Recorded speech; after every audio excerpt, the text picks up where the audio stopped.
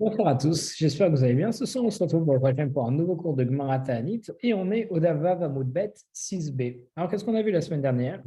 On a vu l'origine des mots Yoré ou Malkoch. Alors, on a vu différentes origines. Yoré, c'est le même mot que Moré, donc c'est parce qu'en réalité, elle instruit les hommes avant de tomber. Elle prévient que justement d'autres pluies vont tomber, donc elle instruit les hommes pour qu'ils sachent qu'il faut mettre d'enduit sur leur toit pour pas que ça s'infiltre, etc.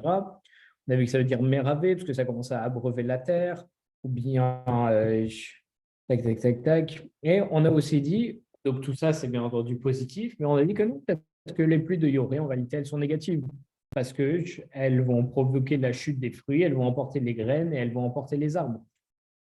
Et justement, on sait que Yoré et Makosh, ça, c'est en couple. Donc, s'il y en a un qui est bon, les deux sont bons. S'il y en a un qui est mauvais, les deux sont mauvais. Donc, ça voudrait dire que Makosh serait mauvais. Mais non, on a une preuve que Makosh serait bon. Donc, tout de suite, la Gemara, elle a posé la question, est-ce que vraiment elle est bon alors que ça peut briser les arbres et sauver les kékés? Alors, on essaye de dire maintenant que c'est Yoré qui est bon. On avait tourné, vous vous souvenez, Makosh qui est bon, puis c'est Yoré, puis c'est Makosh. Donc, on avait tiré plusieurs versets. Et au final, on va passer tout ça. On avait conclu en disant que justement, il y avait marqué qu'Akadosh Baruch Hu, il allait nous donner Yoré en tzedaka, en charité. Donc, s'il nous le donne en charité, c'est que forcément c'est une bonne chose. Donc, si c'est une bonne chose, Makosh aussi, c'est une bonne chose. Donc, ce sont des bonnes pluies qui nous arrivent. Ensuite, on avait vu différentes opinions. Quand est-ce que va tomber Yoré? Et on disait qu'il y avait trois moments de pluie avec trois dates différents. Donc, il y avait différentes opinions. On avait tranché que euh, la halacha, c'était à partir du 3 Mar Heshvan, il faut demander la pluie, si je ne dis pas de bêtises. Non, la halacha, elle est comme Rabban Gamliel, c'est à partir du 7 Mar Heshvan. Donc, on avait dit que c'était divisé en trois moments. Et si pendant une semaine, il n'y avait que de la pluie, alors on considérait que c'était plusieurs moments en même temps, etc. Et on avait fini en se posant la question, en se disant, à quoi ça sert de dire les trois moments? Le premier moment, je comprends, c'est pour commencer à faire la demande de la pluie. Le dernier moment, je comprends, parce que si la pluie n'est toujours pas demandée à ce moment-là, alors il faut commencer à faire un jeûne, parce que c'est grave. Mais le moment du milieu, à quoi il sert?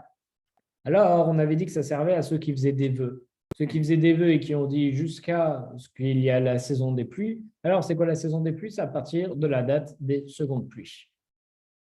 D'accord?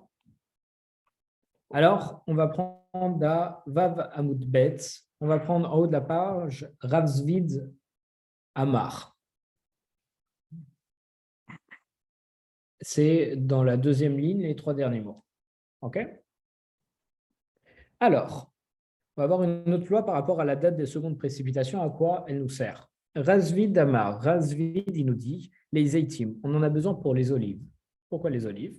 Parce que, Ditznan, comme on voit dans une Mishnah, dans la Mishnah de PA, on voit à Maïmata Koladam Mutarim Beleket Veshicha ou BPA, à partir de quand tout le monde peut faire Leket, Shicha et PA. Alors, c'est quoi Leket, Shicha et PA?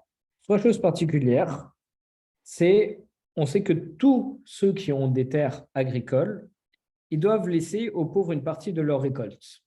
Et ces parties, elles sont distinguées en trois choses. On a l'équette, c'est un ou deux épis qui sont tombés durant la moisson. On a shirra, ce sont les gerbes ou les épis qui sont oubliés dans le champ. C'est-à-dire, on va faire toute la récolte, on en aura oublié, on n'aura pas le droit de revenir les chercher parce qu'on doit les laisser aux pauvres. Et PA, il faut laisser un coin du champ, toujours une partie de la récolte, sans la moissonner pour laisser à tout le monde. On a même aussi les pérettes, sont les raisins qui tombent pendant le vendage, et la vendange, excusez-moi, et olélotes sont les grappes de raisins qui sont difformes. Donc, on pose la question, quand est-ce qu'il est permis à tout le monde, donc de même les riches, de venir récupérer les quêtes Shira et PA, une fois que donc les pauvres sont passés, parce qu'on sait que normalement on doit laisser pour les pauvres. Et il y a bien un moment où les pauvres ne vont plus venir, et donc je peux soit les récupérer moi, ou bien d'autres personnes peuvent les prendre. Donc, il faut définir ce moment. D'ailleurs, on voit ça aussi dans d'autres marottes. Voir si rapidement, on fait ça. Tac, tac, tac, excusez-moi une seconde. Gimel. Bon, en tout cas, on retrouve souvent ça dans le chat. Il me semble qu'on avait vu ça dans Baba Metzia aussi. Alors, on nous dit à partir de quand? Mishelechu Aneshumot. Une fois que les fouineurs, ils ont parcouru le champ. Les fouineurs, c'est en réalité, sont des pauvres. C'est une catégorie de pauvres qui passent de façon vraiment minutieuse. C'est vraiment les pauvres pauvres, les pauvres, les pauvres pauvres, les pauvres, qui passent et qui vraiment regardent minutieusement, ramassent vraiment tout ce qui est à terre. Pas ceux qui passent avec un gros panier, ils ramassent au maximum, voilà, et après ils ramènent à la maison. Et donc on dit que une fois, comme nous dit Rachid, une fois que ces pauvres-là, ils sont passés dans le champ pour récupérer les récoltes, alors les autres pauvres, il n'y aura plus d'autres pauvres qui vont passer après eux parce qu'ils disent qu'il n'y aura plus rien ou bien vraiment des tout petits trucs parce que les fouineurs, vraiment, ils auraient pris à la grappe près. Donc à partir de ce moment-là, si après leur passage, il reste des, des raisins, alors, ou en tout cas des récoltes, alors on pourrait se dire qu'on peut les récupérer parce que plus aucun pauvre ne va passer après. Béperet ou béolot. Et quand est-ce que les riches ils ont le droit de glaner les pérettes et les olélotes? Je vous rappelle que ce sont les raisins qui sont tombés pendant la vendange et les grappes de raisins qui sont difformes. Michiyelechu ou anim keret veyavo. C'est une fois que les pauvres ils ont parcouru la vigne, puis ils sont revenus et ils l'ont encore parcouru une deuxième fois. Donc encore une fois, comme Rachid nous dit, c'est donc il y a eu un passage et puis un deuxième passage. Il n'y aura jamais un troisième passage puisque les gens se disent au premier passage, ils ont déjà pris 75%. Au deuxième passage, ils ont pris encore 15-20%. Donc, il va me rester 5%. Ça ne vaut pas le coup de faire le déplacement pour aller là-bas. Il ne restera rien.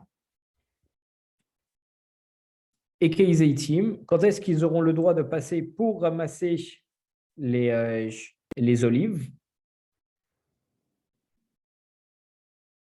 Excusez-moi, parce que justement, pour les étimes sont des produits de l'arbre, et donc il n'y a que Shira et Pa qui justement peuvent être pris par les pauvres. Donc, ce n'est pas les mêmes lois. Mishteret, Revia Lushnia, c'est après la seconde précipitation. Parce qu'on suppose, comme nous dit Rachid, qu'une fois les secondes précipitations passées, alors on aura déjà tout glané. Donc voilà quoi, une autre explication à quoi ça nous servirait de savoir quand est-ce que tombent les secondes précipitations. C'est pour savoir à partir de quand, même les riches et n'importe qui peuvent venir chercher les olives qui sont laissées dans un champ. À partir de secondes précipitations, parce qu'on part du principe qu'on a déjà glané tout le champ. OK?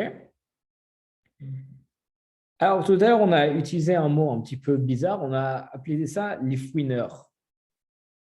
Nemouchot, les fouineurs. Alors, la Gemara tout de suite, elle nous dit My Nemouchot, ça veut dire quoi les fouineurs? Qu'est-ce qu'on entend par fouineur? C'est bizarre ce mot.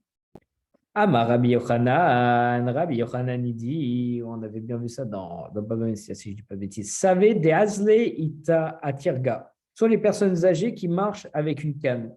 Donc, en fait, elles marchent plus longtemps et donc elles voient plus attentivement le sol.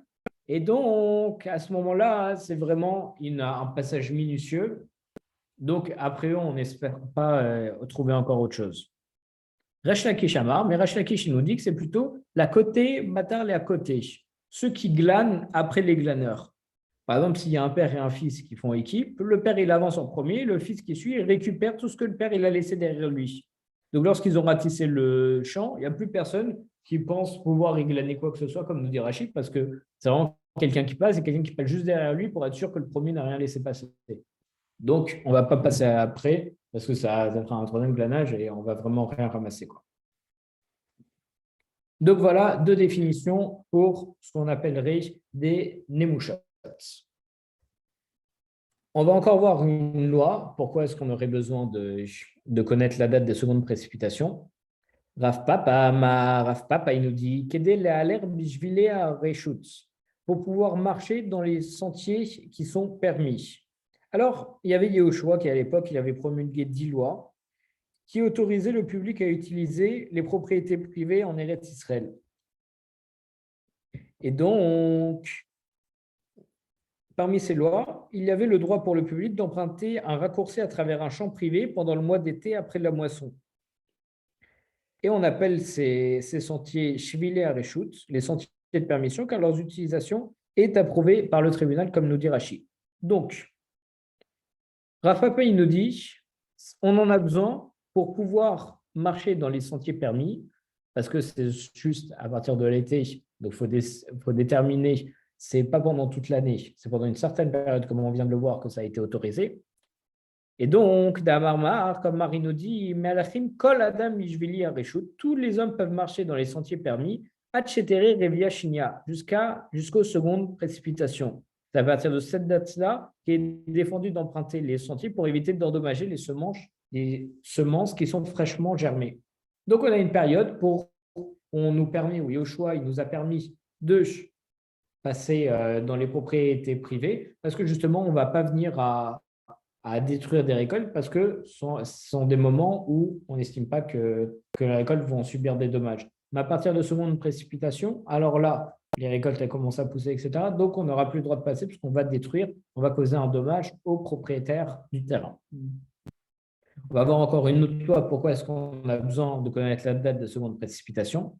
Rav Nachman bar Yitzhak Amar, Rav Nachman bar Yitzhak nous dit les Baer Perot Shevitz pour savoir à quel moment il faut éliminer les produits de la Shevit de la 7e année d'Itznan, comme on voit dans une Mishnah, dans la Mishnah de Shevitz. Ad Mataim Neinim Veshorfim. Jusqu'à quand est-ce qu'on peut profiter et brûler Beteven, le Bekachel Shevitz, le chaume et la paille qui ont poussé lors de la 12e année. On sait qu'on a justement, d'ailleurs c'est le Yovel, c'est la Shemitah, excusez-moi, on a eu ça cette année ou l'année dernière en Israël. On sait que durant la 7e année, on n'a pas le droit de toucher les champs en Eretz Israël. Hein? La Shemitah, excusez-moi, pourquoi depuis tout à l'heure je dis Yovel? La Shemitah. La Shemitah. Et donc, on voit qu'on n'a pas le droit d'y toucher. Donc, on se pose la question, à partir de quand est-ce que maintenant je peux les toucher et utiliser la paille, etc. et le chaume pour pouvoir les brûler et les utiliser? Donc, jusqu'à quand est-ce qu'on peut profiter et brûler le chaume qui ont poussé durant la 7e année? Jusqu'au moment des secondes précipitations qui sont venues au début de la 8e année. OK? Parce qu'on sait qu'aussi, on voit pour la Shemitah, chaque fruit et légume, ça a ses moments où il pousse, etc. Donc, la 7e année d'un avocat ne va pas tomber au même moment de la 7e année d'un autre fruit. C'est pour ça qu'il y a des fruits que maintenant on peut manger tranquillement en Eretz Israël. Il y a des fruits qui sont encore soumis à la Shemitah et qui sont encore prolongés. D'où la Mishnah pour savoir à partir de quand est-ce qu'on peut commencer à toucher à la paille et à la chaume de la 7e année. Justement, la Mishnah elle demande Maïtama. Pour quelle raison la paille et la chaume, ça doit être interdit jusqu'aux secondes précipitations de l'année suivante? Dirtiv, parce qu'on a un passage qui nous dit et ce sera pour tes animaux et pour tes bêtes qui sont sur terre. Et donc là, on voit une comparaison donc, entre les animaux domestiques et les bêtes sauvages dans les champs. Pourquoi est-ce qu'on voit cette comparaison? Pour nous enseigner que aussi longtemps que les produits de la 7e année ils sont disponibles pour que les bêtes elles peuvent en manger dans les champs. Tu peux nourrir tes animaux domestiques dans la maison. Donc ça veut dire qu'on a le droit de se servir des produits de la 7e année pour nourrir les animaux ou pour faire d'autres choses. Par contre, dès que la nourriture elle est épuisée et qu'il n'y en a plus pour les bêtes dans le champ, tu dois éliminer de ta maison toutes les ressources destinées à tes animaux domestiques. Donc, à partir de ce moment-là, lorsqu'il y aura les secondes précipitations, la chaume et la paille sont dans les champs et que la pluie va transformer en fumée, ne sera plus consommable pour les bêtes. Donc, on aura l'interdiction d'utiliser cette chaume et cette paille dont on dispose chez soi. Donc, il faut voir jusqu'à quand est-ce qu'on peut toujours en profiter. À partir du moment où il y a les secondes pluies, on ne pourra plus, les bêtes ne pourront plus manger la chaume et la paille. Et donc, ça veut dire qu'à partir des secondes pluies, comme on ne peut plus les consommer, alors c'est fini, on peut les brûler et faire tout ce dont on a envie. Alors, on avait vu la semaine dernière, on avait utilisé le mot révilla pour parler de la pluie, et c'est un mot inhabituel. Et donc, on va voir c'est quoi sa signification, pourquoi avoir utilisé ce mot. Ama Rabbi Abaou, il nous dit Maï Leshan Revia. Ça veut dire quoi Revia? D'avoir chez Rovea et Akarka. C'est quelque chose qui pénètre Rovea, qui est le même mot que Revia, le sol. Kidra Yehuda, comme nous l'a enseigné Rabbi Yehuda, ça concorde avec l'enseignement de Rabbi Yehuda, Rabbi Yehuda, car Rabbi Yehuda, il nous dit Mitra Be'ala De'ara ou la pluie, c'est l'épouse du sol. Chez Neymar, comme il est dit, car de même que descend la pluie et la neige du ciel, Veshamal lo yashuv, et n'y retourne pas, qui imerva et haaret ve'olida ve'itzmicha, n'y retourne pas, mais abreuve la terre et la font germer et bourgeonner. Donc on voit qu'on a le mot olida, qui veut dire enfanter, qui décrit les effets de la pluie, et donc c'est pour ça qu'on a fait la comparaison avec un époux qui permet à une femme d'enfanter. Et puis on voit que la pluie et la neige, ça tombe du ciel, mais on ne voit pas faire l'effet inverse. On sait que ça se passe dans un truc, mais on ne le voit pas. On les voit tomber de la terre et se mettre dans le sol. En réalité, fertiliser le sol. Ça permet aux plantes de pousser, etc. Donc, on dit justement que ça va venir épouser la terre et faire enfanter la terre. Et justement, donc ça vient du mot rovea, qui veut dire pénétrer. Et en réalité, le mot revia, ça vient du radical resh bet ain, reva, qui désigne l'accouplement chez les animaux. Donc, c'est pour ça qu'on l'appelle aussi revia, parce que ça vient s'accoupler entre guillemets avec le sol pour permettre à toutes les plantes de grandir, de germer, etc. Alors, comme on a commencé à citer une leçon de Rabbi Abaou sur les pluies, on va continuer à en enseigner. Va, ma Rabbi Abaou, il nous dit Revia Rishona. Par rapport aux premières pluies, on considère qu'il s'agit des premières pluies qui est chez Tered Karka Tefar. Seulement lorsque la pluie tombe au point de pénétrer le sol à un Tefar de profondeur. Alors justement, parce que c'est vrai que c'est une bonne question. À partir de quand est-ce qu'on considère qu'il y a les premières pluies qui sont tombées? Est-ce que Stam, s'il y a des gouttelettes ou de la brume, on considère ça comme de la pluie? Je te dis non. On considère vraiment les premières pluies qui sont des pluies de bracha qui vont arriver. C'est à partir du moment où ça peut pénétrer un téphar, téphar c'est une unité de mesure, dans la terre. Ça veut dire que les pluies sont en minimum conséquentes et que justement, comme nous dit Rachid, ce sont des pluies considérées comme salutaires et donc on n'aurait pas besoin de jeûner si on voit des pluies qui pénètrent d'un téphar. Shniya, comment est-ce qu'on peut compter pour les deuxièmes précipitations? Qui est la goufba pichavit. Seulement lorsque la pluie qui tombe au point de pouvoir obstruer l'office d'un baril. Obstruer, ça veut dire troubler. Exactement, boucher. Très bien. C'est-à-dire que la pluie, elle va humecter le sol et le ramollir au point de pouvoir en faire tomber, en faire un bouchon pour un baril. C'est un peu métaphorique, mais bon, on sait que les bouchons pour les barils, c'est fait de terre durcie et tout. Donc, ça va tellement pénétrer la terre que ça va même faire la forme d'un, ou plutôt la taille, le volume d'un bouchon qui permettrait de fermer un baril. OK? D'ailleurs, ça doit être intéressant. C'est sûr qu'il y a des nanimes poussés. Pourquoi est-ce que tu me dis que tu me donnes ça comme unité de valeur pour savoir si la pluie elle est assez forte? Dis si c'est une pluie avec des gouttes, grosso modo, grosses ou un truc comme ça. Non, un téphar dans le sol, pouvoir faire un trou, un bouchon pour un baril. Il doit y avoir beaucoup d'idées derrière. Amar Rafrizda. Et Rafrizda, il nous dit un enseignement analogue. Geshamim sheyardu kedel la goufbaen bichavit. Lorsque la pluie est tombée au point de permettre d'obstruer l'orifice d'un baril, en baem mishum ve'atzar. Et ce n'est pas une réalisation de la malédiction, il retiendra les cieux. On avait déjà vu ce passage qui justement nous disait que si on fait Chazécham d'idolâtrie, alors Akadosh Baruch Hu va nous abandonner, il va couper les eaux pour plus qu'elles tombent et il va obstruer les cieux. OK? Et donc, bien entendu, comme on vient de voir maintenant un enseignement de Rafrizda, alors on va en citer plusieurs sur la pluie de Rafrizda. Vama Rafrizda. Rafrizda, il nous dit Geshamim she'erdu kodem ve'atzar. Si un peu de pluie tombe avant la lecture des mots ve'yatzar, ça veut dire il retiendra, c'est ce qu'on lit dans le Kriyat Shema. Qu'est-ce que ça veut dire ça? Ça veut dire que la pluie, elle est tombée avant l'heure de début de Kriyat Shema. Ein baem mishum ve'atzar. Ce n'est pas une réalisation de la malédiction, justement, il retiendra. Donc, c'est un bon signe si ça tombe avant, assez tôt le matin, avant même qu'on puisse lire le schéma.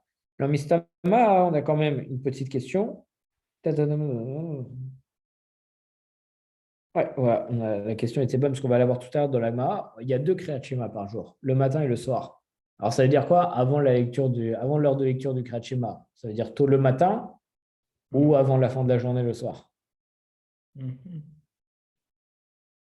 Et Baruch Hashem, la Gemara pose la même question.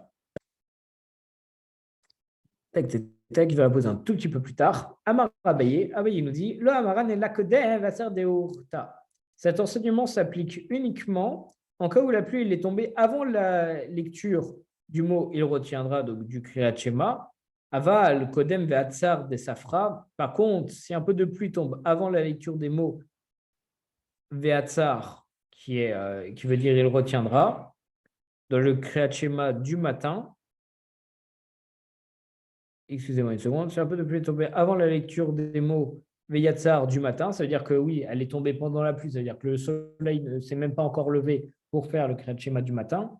Si la pluie est tombée pendant la nuit, alors Yeshbaim Yitshur Veyatsar. Alors là, Chazé Shalom, ça sera la malédiction de la Kadosh Baruch Hu qui retient les pluies. Si ça tombe avant le Kriyat Shema, c'est ça que tu dis? Ça tombe avant le Kriyat Shema du matin, là il nous dit. Avant le Kriyat Shema du matin, ça veut dire quand il fait encore nuit. S'il y a des petites pluies qui tombent à ce moment-là, alors on dit que c'est une malédiction, puisque une petite pluie comme ça qui tombe, elle n'est bénéfique que lorsqu'elle tombe le jour, sûrement parce qu'elle est combinée au soleil. Donc là, si ça tombe la nuit avant qu'on ait le temps de dire Veyatzar dans le Kriyat Shema du matin, alors Tras de Shalom, c'est de la malédiction. On considère ça comme un Kadosh Baruch Hu qui a retenu les pluies.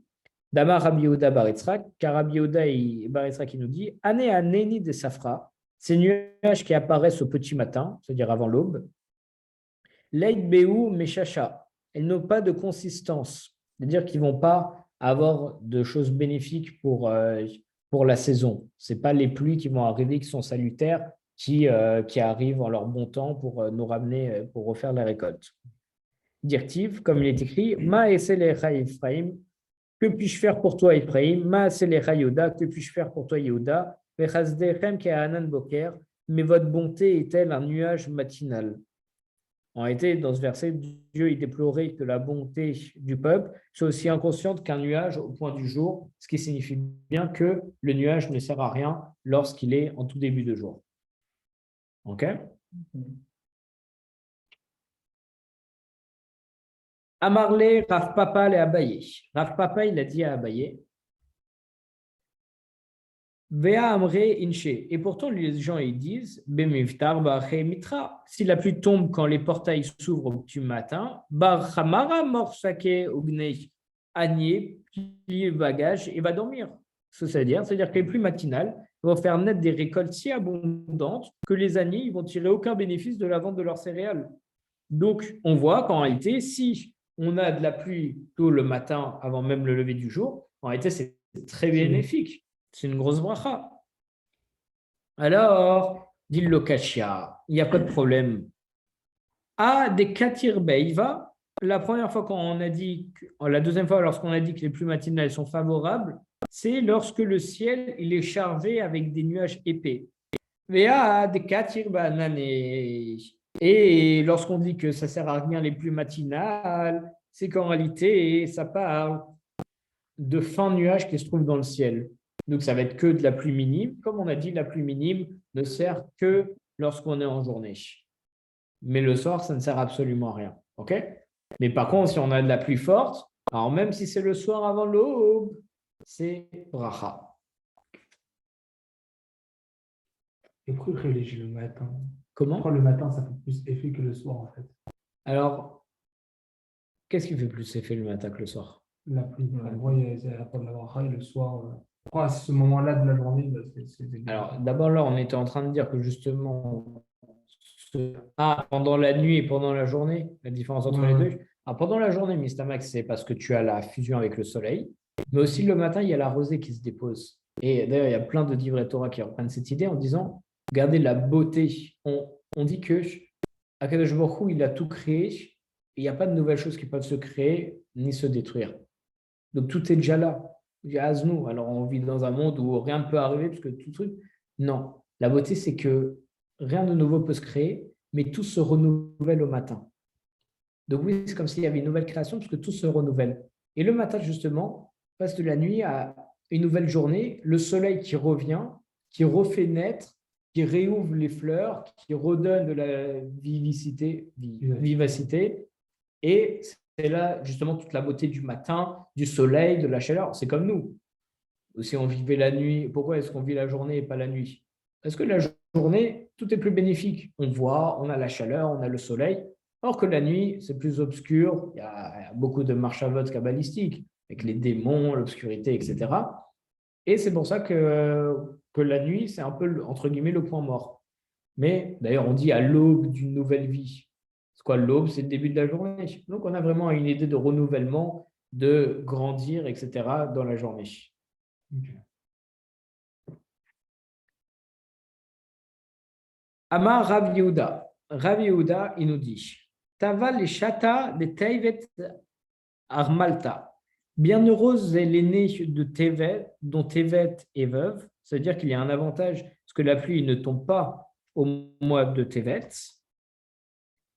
Et Kadamre, il y a ceux qui expliquent cet enseignement en disant parce que des lo parce que les lieux de diffusion de la Torah, ils ne sont pas déserts. Lorsque la pluie ne tombe pas en désert, en Tevet, les chemins ils sont praticables et les étudiants de la Torah, ils peuvent se réunir pour aller en yeshiva. Justement, s'il ne pleut pas au mois de Tevet, ça veut dire qu'on peut sortir dehors. Et si on peut sortir dehors, c'est-à-dire qu'on peut tous aller à la yeshiva pour étudier. Mais quand il pleut, on évite. Alors, juste Rachid nous donne une autre explication. Il nous dit l'obaïté terbitse, c'est-à-dire les jardins ne seront pas vides. Donc, certains jardins, ils ne supportent pas les pluies abondantes. Donc, quand il y a trop de pluie, en réalité, ce n'est pas bénéfique parce que le jardin ne supporterait pas avec ses fines fleurs. Donc, au moins, les jardins pourront toujours être là, beaux et survivre sans les pluies abondantes. Donc, il y en a qui disent que justement, c'est bien quand il ne pleut pas en Tevet parce que les gens pourront aller à la yeshiva. Veikademre, il y en a d'autres qui expliquent ça en disant Delo, shakil shurfana, parce que la récolte, elle ne sera pas frappée par la rouille. C'est quoi? C'est la récolte, elles ne vont pas être affectées par les vents violents d'hiver. Excusez-moi, elles sont affectées par les vents violents d'hiver que lorsqu'elles sont humides. Donc, si elles ne sont pas humides, lorsque les vents d'hiver vont arriver, elles ne vont pas être affectées. D'ailleurs, on voit, lorsqu'on est dehors, on a beaucoup plus froid lorsqu'on est mouillé que sec. Ouais. Et donc là, c'est la même idée, mais sur un plus long terme. Et justement, c'est bien que ça tombe pas en Tevet, parce que si ça tombe en Tevet, ça va humidifier toutes les plantes. Lorsque les vents d'hiver vont venir, alors là, ça va être néfaste, parce que ça va être un véritable froid qu'elles vont subir et elles risquent de mourir, de tomber. Mais si on ne les humidifie pas avant, alors les vents d'hiver qui vont arriver, ça va amener du bon. Ouais, c'est la différence entre moi, j'aime bien. Parfois, quand il fait froid, on voit que ça rafraîchit le visage, les mains, ça revigore. Par contre, lorsqu'on est mouillé, au contraire, ça ne va pas revigorer, ça va risquer de faire tomber malade parce que le froid sera trop froid. Là, c'est la même idée. Si elles ne sont pas humides au mois de Tevet, alors le froid d'hiver qui va arriver, ça va leur donner de la vigueur. Mais si c'est humidifié, ça va les rendre malades et elles risquent de faner. Eina, en est-il ainsi? Va'amar Rafriza, mais Rafriza il nous dit Tavaleshata de Tevet minavalta. Bienheureuse est l'aînée dont Tevet est peu convenable. Ça veut dire que les sentiers sont boueux en raison des pluies abondantes. Donc en réalité, selon lui, c'est bien en réalité que lorsqu'en Tevet, on a la pluie qui tombe. Alors, l'Okashia, il n'y a pas de difficulté. Parce que même si on a deux enseignements contradictoires, on dit non, en réalité, ça va. Parce que Ade Ata Mitra Meikara, lorsqu'on disait que c'est bien lorsqu'il ne pleut pas au mois de Tevet, c'est lorsqu'on dit qu'en réalité que la pluie elle est tombée en bonne quantité au mois de Marcheshvan avant. Mais lorsqu'on dit que justement ça serait bien que les pluies tombent au mois de Tevet, c'est lorsqu'il n'y a pas eu de pluie suffisante le mois précédent. Donc on voit que les plantes elles ont besoin d'une certaine quantité d'eau et de pluie. Et donc, on te dit que c'est bien qu'il pleuve au mois de Tevet, seulement s'il n'a pas plu assez au mois précédent pour justement compenser. S'il a déjà plu au mois précédent, alors ce n'est pas bien que ça retombe encore une fois au mois de Tevet, parce que ça va les humidifier, etc. etc. Ve'amar Rafrizda, il nous dit Geshem Shiyardo al-Mix à Medina. Si la pluie est tombée sur une partie seulement de la province, Ve'al-Mix à Medina lo yardu, mais sur l'autre partie, elle n'est pas tombée.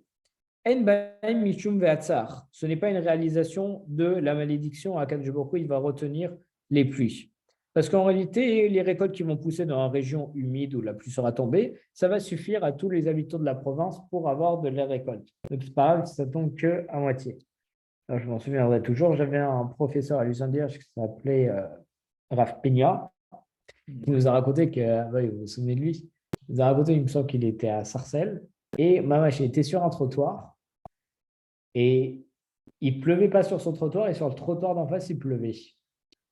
C'est extraordinaire. En réalité, c'est un nuage. exactement. C'est que le nuage s'arrêtait au niveau de l'autre trottoir. Donc, il faut juste tomber au bon endroit, mais c'est possible. À chaque fois qu'il y a des pluies, on peut tomber à cet endroit-là. Ouais, mais il m'a dit, mais c'était quand même extraordinaire parce que j'étais sec sur un trottoir et sur celui d'en face, il pleuvait.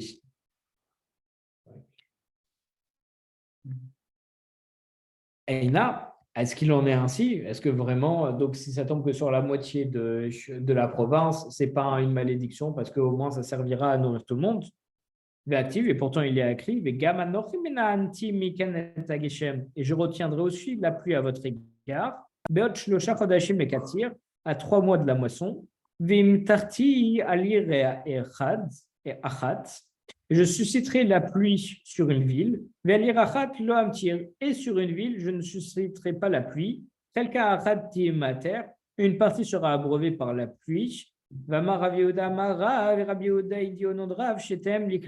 les deux pluies seront une malédiction. Donc de là, on voit que Dieu nous fait dans un verset une malédiction en nous disant, vous allez voir, je ne vais pas vous envoyer la pluie, je vais envoyer la pluie sur une ville, oui, et sur l'autre ville, non. Mais en réalité, nos sages nous disent que s'il y a une ville, oui, et une ville, non, quelqu'un de pourquoi il nous a dit ça, c'est comme si les deux villes, c'était une malédiction. C'est pas il y en a une qui est sauvée et l'autre qui est pas bien. Non, les deux, c'est une malédiction, laisse tomber. Donc de là, ça contredit l'enseignement qu'on a vu précédemment en disant, si ça tombe sur la moitié de la ville, bah, en réalité, ce n'est pas une malédiction, parce qu'au moins, il y a assez de récoltes pour les deux. On vient de voir l'inverse, parce que Dieu il a dit, s'il y en a deux et qu'on fait que sur une seule, c'est la klala. Alors, l'okashia, il n'y a pas de problème avec ça, comme d'habitude. Adeata tuva, lorsqu'on dit que la sécheresse partielle, c'est une malédiction, c'est lorsqu'il y a une quantité excessive de pluie qui va tomber et qui endommage les récoltes. Tandis que celui qui dit qu'il n'y a pas de malédiction lorsqu'il n'y a que sur la moitié de la ville qu'il y a la pluie, c'est lorsque la pluie elle tombe comme il se doit.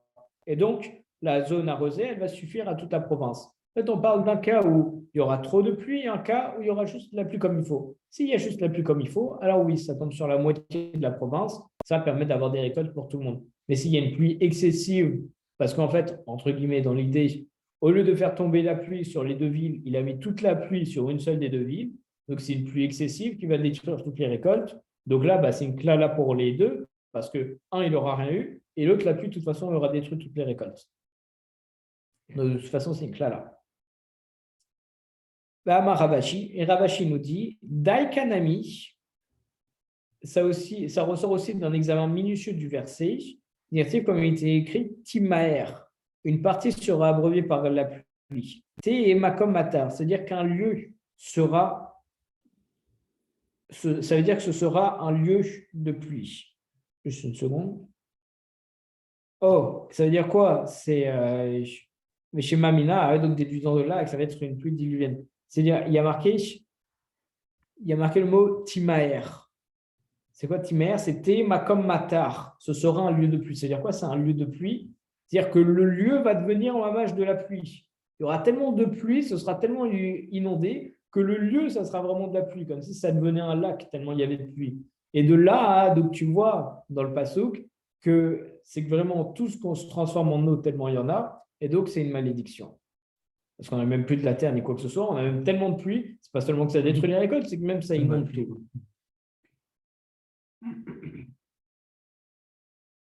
Alors, on voit dans Brachot, au Daf Nun Dalet Amud Aleph, on voit que lorsque la pluie, elle tombe, il faut faire une bénédiction qui est Baruch Ata Hashem, le Kenom Melech Haolam, Atov ve'Ametiv, qui est bon et qui fait du bien. Il y a toute une contradiction dans Brachot sur laquelle on ne va pas s'attarder maintenant, mais donc bon, on voit qu'on doit faire une bracha lorsque la pluie tombe. OK? Donc la question c'est quand est-ce qu'il faut la faire? Est-ce que demain, s'il pleuviote un petit peu, je vais la faire? Est-ce que pour toutes les pluies? Est-ce que pour certaines pluies? À partir de quel moment on constate? Rabbi Abaou, il nous dit Maïmat, Amivachim, Alageshamim. À partir de quand est-ce qu'on commence à faire la bracha sur les pluies? Mishiyetse Khatan Mikrat Kala. Lorsque le mari est allé à la rencontre de la mariée. Ça veut dire, encore une fois, on avait fait tout à l'heure la liaison entre un époux, un marié et la pluie qui tombe et qui se marie avec le sol. Donc là encore, cette allusion, qu'est-ce que ça veut dire? C'est lorsque l'eau qui se trouve déjà sur le sol, elle va commencer à se calquer, vous savez, sur les gouttes de pluie qui sont en train de tomber. On sait que lorsqu'on a deux gouttes d'eau, elles vont toujours essayer de se rapprocher et de se coller. Tu mets une goutte d'eau à côté d'une autre, elles vont se lier les deux ensemble. Là, c'est la même chose. C'est à partir du moment où il y aura assez d'eau pour que l'eau qui est par terre, elle va commencer à se coller à l'eau qui est en train de tomber. Et on dit aussi que lorsqu'une goutte de pluie elle tombe sur une flaque déjà formée sur le sol, il y a quelques gouttelettes qui montent vers le haut. Donc c'est ça aussi qui monte vers le haut et donc qui essaye d'atteindre les autres. Notre explication, Rachid explique que les filets d'eau, ils coulent le long des rues et qu'un filet en rencontre un autre qui provient d'une direction. Il y a tellement de pluie qu'il y a vraiment des petits cours d'eau qui se forment et jusqu'au moment où il y en a tellement que deux cours d'eau peuvent se réunir, se croiser et donc se réunir après. Donc c'est ça là. Et qu'en est-il de la neige? De la neige, ça c'est une bonne question parce que ça ne bouge pas la neige. Alors non. C'est considéré comme l'eau ou pas? Alors je vais remonter encore plus à la source pour répondre. On parle de la prière pour les pluies. Donc la neige n'est pas considérée. Mais c'est de l'eau en quelque sorte. C'est de l'eau. Mais ouais, bien sûr. Mais on fait une différence entre la neige et les pluies. Il y a toujours une différence parce que on voit que la neige qui tombe, elle n'est pas bénéfique pour les récoltes, même au contraire. Alors que l'eau, elle est bénéfique. D'ailleurs, on avait même vu, David Gimel, il me semble, on avait vu que la neige, elle est, Gimel, Amoudalef ou bête, que la neige, elle est bénéfique aux montagnes seulement. Donc, comme ce n'est pas bénéfique, alors, de toute façon, on ne va pas faire une bénédiction, encore moins atov ve'amétiv, que ce que tu fais, c'est bon et ça sera toujours bon. On a entendu que c'est toujours bon, mais la neige sur l'école, ce n'est pas bon, donc de toute façon, on ne fera pas la bénédiction dessus, en plus du fait que ce ne soit pas de la pluie. Mais très bonne remarque, Simon. Donc maintenant, la question, bien entendu, qu'on se pose, mais que nous, on a précédé, c'est quoi la formule de la bénédiction? Amar Rabbi Yehuda, Amar Rav, Rabbi Yehuda, il dit au nom de Rav, Modim manachnulach Hashem Elokeinu, nous te remercions Hashem notre Dieu, Al-Kol Tipa Betipa Sheyoradita Lanu, pour chaque goutte que tu as fait descendre pour nous. Rabbi Yonatan Mesayem Bahi, Rabbi Yochanan, excusez-moi, il conclut la bénédiction en disant Ilou Pinu Manre Shira Kayam. Nos bouches seraient-elles emplies de cantiques autant que la mer? Oshoneno Rina Kamon Raglav, on fait cette prière d'ailleurs. Et notre langue serait-elle emplie de chants joyeux autant que la multitude de ces vagues? Il me semble que c'est dans Nishmat Kol Chai. C'est dans Nishmat Kol Chai. On dit ça à Shabbat. On dit ça juste après Azachar Moshe. C'est un très très beau chant de louange. Là, il y a beaucoup de ségoulottes. On dit quand quelque chose ne va pas ou un truc comme ça, il faut réciter Nishmat Kol Chai. Pourquoi? Parce que c'est un chant de louange et de remerciement.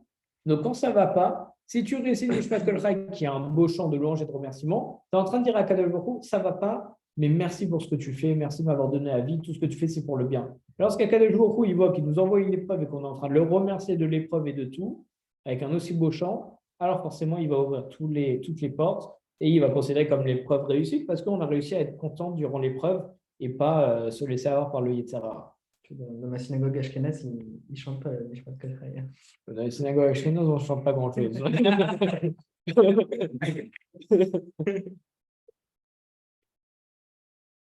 Mais souvent, même on entend, enfin moi j'ai cette voix dans la tête, un enfant qui chante Nishmat Kol Chai Tevarech et Shimcha. Et parce qu'en plus venant d'un enfant pur, etc., ça rend encore plus beau. Donc, j'avais oublié. Bien entendu, encore heureux, Kalvachomer, si vous êtes content, Kalvachomer de faire Nishmat Kol Chai. C'est a fortiori qu'il faut faire ce chant, c'est un très beau chant de louange. Donc, voilà. Et donc la prochaine fois, Bezrat Hashem, Shabbos, quand on lira, maintenant qu'on sait que c'est un, pas forcément penser à moi, mais on sait que c'est un chant de louange et de remerciement. Et donc, pensez au truc. Il y a une très belle phrase aussi qui dit mais élève al fait à la fin. Je ne pourrais pas te rendre ce que tu m'as fait, même un millième de ce que tu m'as donné, je ne pourrais pas te rendre et te remercier. Donc, on voit que c'est vraiment, ça vaut le coup de voir la traduction et de se rappeler quand on le fait, de le chanter. De le chanter, c'est très important.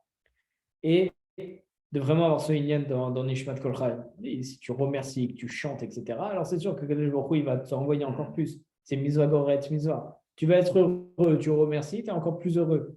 Et si Kadosh Baruch Hu, il voit que tu le remercies pour tout le bien qu'il te fait, alors c'est sûr qu'il va t'envoyer encore plus. Est-ce que tu sais pourquoi on le fait que pendant Shabbat? Non, non. On peut poser la même question pour tous les autres Teilim qu'on rachète et tout. Je ne sais pas du tout pourquoi on fait des différences comme ça.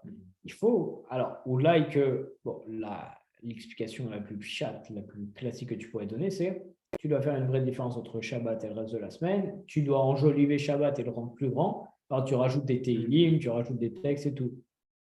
Après, pourquoi Nishmat Kol Chaim, Stamaj ou Shabbos? Je ne sais pas. Okay.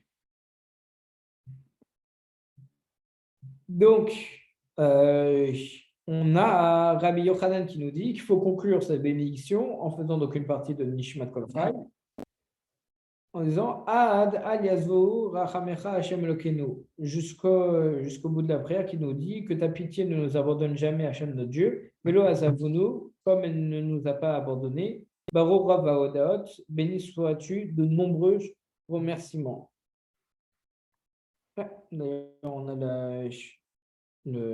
on a Asrol qui nous dit que Rabbi Yochanan, il ajoute à la bénédiction la forme abrégée de Nishmat Kol Chai qu'on récite Shabbat matin et durant les fêtes, ainsi qu'au Seder de Pessah. Et la Mishnah dans Psachim, elle appelle cette prière Birkat Hashir, la bénédiction du cantique. Extraordinaire. On va juste finir quelques lignes.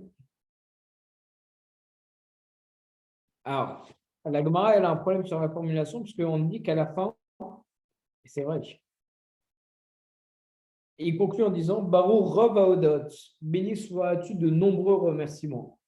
La Gemara, tout de suite, elle dit dis-moi, excuse-moi, Rav Haodot, mais le Kol Haodot, béni sois-tu de nombreux remerciements et pas de tous les remerciements. C'est-à-dire quoi, on lui donne juste beaucoup de remerciements et pas tous les remerciements. Qu'est-ce que ça veut dire? Amarava, Rava, il nous dit Emael Haodot. Voilà en fait ce qu'il veut dire. Il faut dire quel Haodot, Dieu des remerciements. D'ailleurs, c'est ce qu'on dit dans Nishmat Kol Chai, on dit Baor quel Haodot. Et d'ailleurs, ça me fait juste penser, on voit dans Brachot, il me semble, où il y avait des rabbanim qui voulaient rajouter des mentions dans la Mida, par exemple. Lorsqu'il y a une barre dans Modim, lorsqu'on fait les remerciements, il dit, moi en plus je rajoute, en disant à Kadosh Baruch Hu, regarde ta grandeur, ta miséricorde et ta beauté, même jusqu'à t'occuper en nous donnant la mitzvah de renvoyer la mère oiseau pour que les enfants oiseaux puissent se nourrir, ça montre à quel point tu es grand. Et ça, ils l'ont tout de suite dézingué en disant, excuse-moi, il n'y a que cette mitzvah qui montre que Kadosh Baruch Hu, il est grand. Toutes les autres mitzvot, ça ne montre pas sa grandeur, sa bonté et son truc. Et si, bien sûr. Alors, pourquoi tu cites explicitement cette truc? Parce que ça vient exclure. Si tu cites une seule chose, c'est que ça exclut le reste. Donc, c'est pour ça qu'on ne peut pas rajouter et qu'il faut toujours rester dans le claim de la généralité, puisque tout vient d'Akadosh Baruch Hu et tout est bon. Rav Papa, il nous dit, Elkar, donc il convient de Nememrenu les Tarvayou, qu'on prononce les deux formules de conclusion. Quel Haodot, Verov Haodot, Dieu des remerciements et de nombreux remerciements. Une seconde, excusez-moi. Donc, c'est encore un autre avis. Rav Papa, il nous dit qu'il faut faire les deux. Il faut dire c'est Dieu des remerciements et des nombreux remerciements. D'ailleurs, à ce propos, il y avait Ok, ça fait un moment où maintenant, je fais avec un sido traduit. Hmm. Et du coup, je regarde Baruch Hashem, c'est à un moment, il a traduit béni soit-tu Hashem. Et je me suis dit, d'où on a le pouvoir de bénir. Ah, non, En fait, pas du tout. C'est pas dire béni, c'est dire source de bénédiction. exactement. Exactement. C'est pas béni, c'est je bénis. C'est béni, ça veut dire il est béni. Il est béni, c'est qu'il est la source de bénédiction. Oui, c'est la grosse tous les rabbins sont contre les traductions comme ça, alors des sources de bénédiction. Ouais. Voilà, comme Ça marche un peu. Zakobor, les amis.